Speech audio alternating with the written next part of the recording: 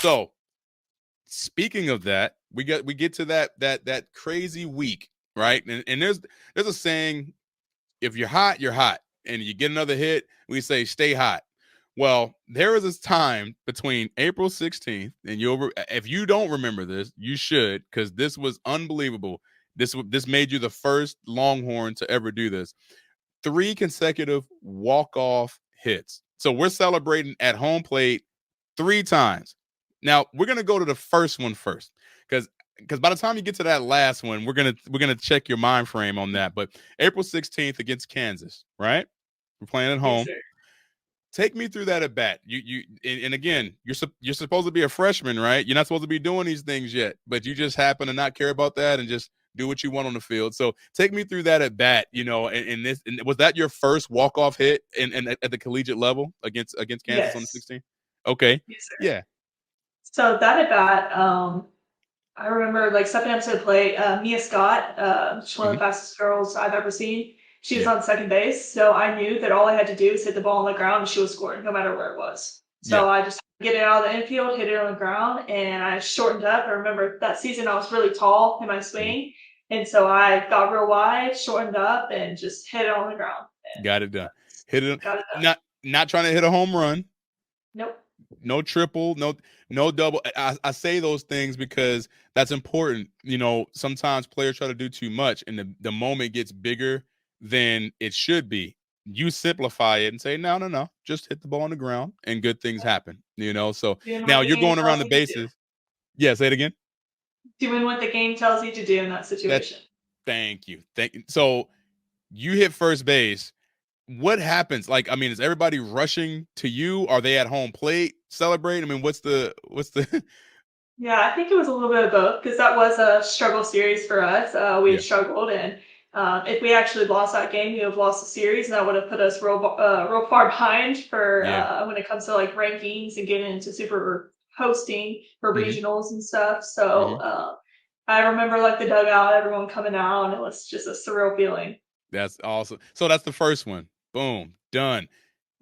Now we go to the 22nd. So we got a few days in between, right?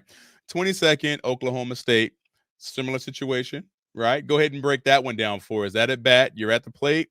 Who's on base? Who's on base? What was your approach on that one? Yeah, so I think for Oklahoma State, I believe that there was someone on third on that, and it was a very similar situation where I knew she was fast. I knew I just had to hit the ball on the ground. So I shortened up again and did the same thing I did against Kansas. Repeat. Now, same thing, same celebration, no problem. When we get to this third one, are people looking at you like, all right, now hold on. You're not supposed to be able to do this. This is getting a little bit out of hand, because now you come up again. Last inning, I'm assuming if it's a walk-off, we got to get to the end of the game. Are you down? Like, is the score tied, or are you guys down a run, or? No, we're down 2-0. Oh, if this is for the last one, right? The one on the 23rd? Yes. Okay, so you're down 2-0. You come up. Take me through the whole at bat. So we're down 2-0, and that game was rough. I don't remember exactly how many hits we had that game, but we were really struggling like as a team.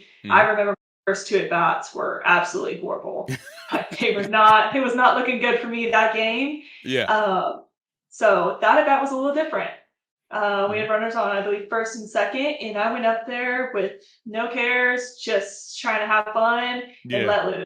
And I was doing I have 2 different swings. I either get my legs or I stand up tall and get big, long, use as much power as I can. And that's what I did that swing. And she gave me the one pitch that I was looking for. And I was high in. Oh, my goodness. Now, where'd it go out? Because this is a 3-run bomb. You're down 2. This is a 3-run bomb to win the game. Where did left field, center field, right field? Left field. Left. Did you know it was gone as soon as you hit it? Yes. As soon as I hit it, I was screaming. Was there a bat flip? I'm going to have to go and pull the tape on this, by the way. You're going to have to go look at it. It's pretty funny. I remember, if you watch the video, you'll see me mouthing a few words. No, that's it's a competitive thing. You can't be held accountable for what happens on that field. I'm sorry, I'm back.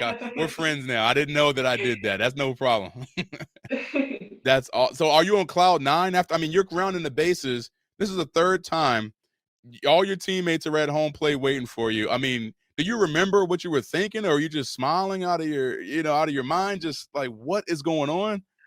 I was going crazy. I think that's the most energy I've ever had in my life. Like Yeah, it was just such like an insane moment for me. It was yeah, probably one of the highlights of my life right now. And just coming around, seeing my team going crazy, knowing we won mhm. the series. And I don't know if you know much history about Texas, Oklahoma State softball, but there's a lot of history and it's not Yeah, it good. is. So Yeah. just having that against them, it was really important for me. Now, how do you think? We're coming up on year 2 for you now, right? You face that team. They probably gonna throw you a little different this time, I would assume, huh? I'm sure they will. Yeah, you'll be prepared though. You'll be prepared for Yes, that. sir. So that is awesome. That is kind of it's so cool that that happened so early for you, because you get a chance to see what potential you have, right? But and you see some success, but you still got. I mean, you got time. That was the first year. If that's how the party's starting, what more do we have? I'm assuming is I want that national championship. I mean, there's really nothing else on the list. I'm assuming that, right? Is that correct? Yes, sir. It's the only Yeah, thing on the list. that's it. You want that national It championship. I got you. So in order to get that championship, what do you think you need to improve on coming into this year? How do you get your team to that level to grab that trophy?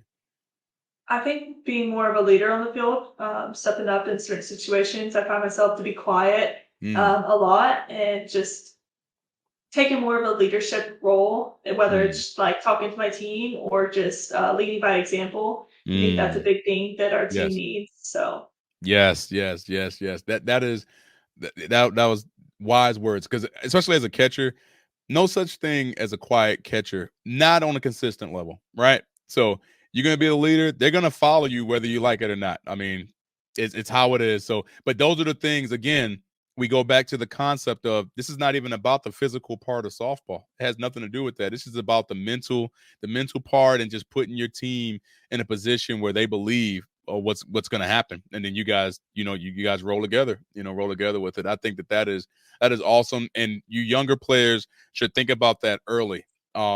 It's not develop that early. You don't have to wait until you get to college before you decide that you're going to become more assertive. And I call it confrontational.